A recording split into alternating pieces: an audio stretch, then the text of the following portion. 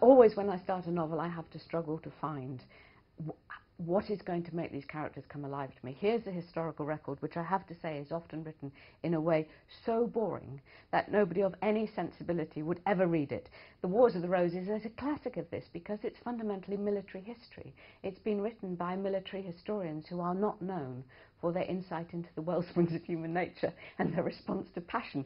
They don't want to know about that sort of thing. They want to describe set-piece battles and how they worked. So you start off with this really very, very dry history. And I start to discover these characters who are clearly marrying for love, who are clearly murdering in hot blood. And I start to go, this is going to be a fascinating book. But how am I going to get, as it were, a handle on Elizabeth Woodville, who is at the very centre of this book? You know, she is Edward's wife, she is the mother of the princes. This is a woman I have to warm to and become deeply interested in. And then I was reading a little book about her mother, and it said Jaquetta was a descendant of the Counts of Luxembourg, of the Dukes of Burgundy, the only royal family in Europe to trace their ancestry back to a goddess. And this historian had just written this, like, you know, and here are other interesting things. And I went, stop! What? How amazing, how unspeakably exciting is this? So then I looked up the goddess, and this is indeed the water goddess Melusina. And we know her legend from our own fairy tales, and we know her legend because in Europe, you just brought up with it. This is the typical scenario whereby there's a clearing in the forest, the knight comes riding through, there's a big fountain in the forest.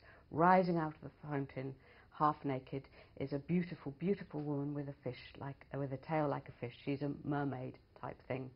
He proposes marriage to her, of course, could be more natural.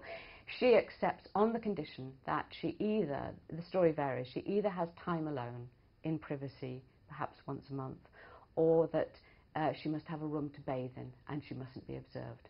They marry, they have beautiful children, they build a beautiful castle, they're completely, famously happy, and one day, tragically, he breaks the prohibition and he sees her, and he sees that she is in fact using the time on her own to revert to fish.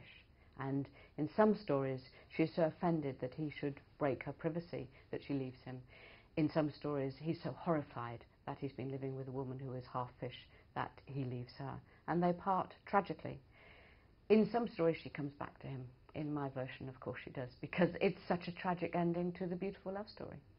But I also found when I was working it through the story, because since it's an archetypal legend, this is my retelling of it, it seemed to me to fit very nicely to my speculations about the fundamental difference between the natures of men and women, and how, to me, women are very often beings of a slightly other world, and we do like a bit of time on our own, and we do need, in a sense, to nurture our own nature. And there's a line in it which just came to me when I was writing, and just, you know, that to live in the world of men is hard on the feet, and it absolutely is.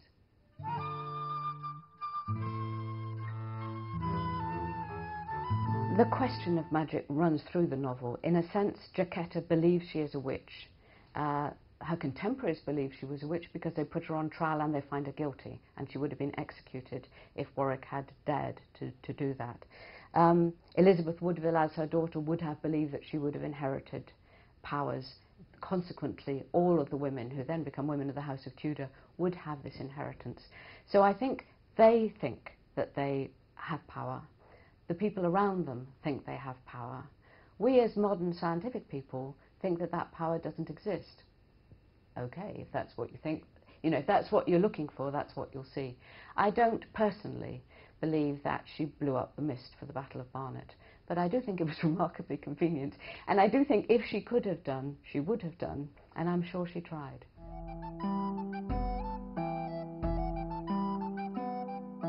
The curse on Richard III, which is of Elizabeth Woodville's doing in the novel, is recorded by Richard III himself, who goes into the council chamber and says his arm is withered. In the Tudor version of history, which is the only version we've got, he claims that his arm has been withered by witchcraft, and he blames a combination of Elizabeth Woodville and Jane Shaw, Elizabeth Shaw. So in a sense, that's on the record. We know that he thought she was doing that. What I suggest is that she was doing it. How such a curse would work out in our society, We don't know. We say it couldn't. There's an awful lot of societies in the world who believe it works just as it happens in the novel.